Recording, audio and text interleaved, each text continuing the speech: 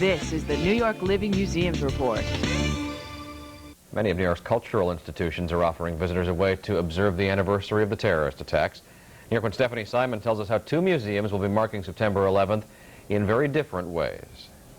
This array of photographs at the main branch of the New York Public Library shows the many ways New Yorkers and people around the country captured the events of September 11th and its aftermath with their cameras. I was one of the people who witnessed the attack on September 11th, and out of instinct, I grabbed my camera that day and I ran outside. I lived down in Soho, and I saw the attack on the buildings and the subsequent destruction. I was so upset and in shock that I had started taking pictures that day, and I noticed that many of the people in the surrounding communities also did, and people really had an incredible desire to bear witness to what was going on. And soon there was a need to preserve the outpouring of photos and writings that were left at spontaneous memorials around the city.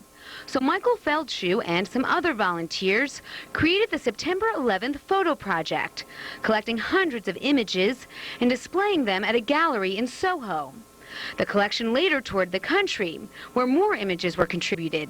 And now the entire collection has been donated to the New York Public Library. While many museums around the city will be recalling and retelling the events of September 11th, here at the Asia Society, organizers decided instead to invite some very special guests to create something new. Tibetan monks are coming all the way from South India, and they're going to create a sand mandala, and the process will begin on September 11th. It will take the monks 10 days to complete the mandala, a symbol of the universe.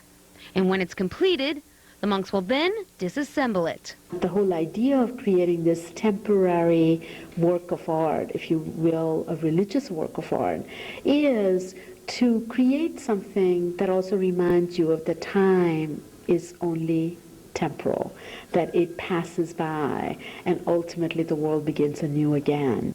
For more information on these and other exhibits and